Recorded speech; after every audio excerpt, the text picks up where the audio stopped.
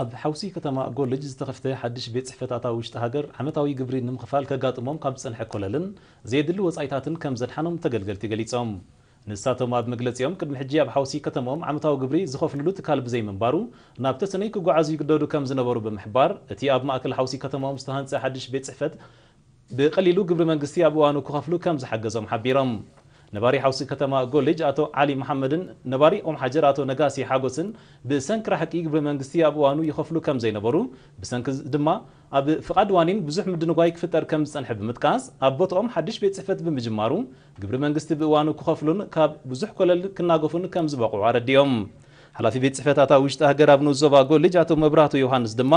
ምኽፋት ናይቲ ቤት ጽሕፈት ንዝዓቢ ዘሎ ቁፅሪ ትካላትን ብዙሕ ህዝብን ኣብ ግምት ዘእትዎ ምዃኑ ብምምልካት ነበርቲ እቲ ንዞባ ካብ ብዙሕ ሓልክን ኮለልን ከም እተናገፉን ግብሪ መንግስቲ ኣብ ግዚኡ ክእከብ ባይታ ከም እተፈጥረን ሓቢሩ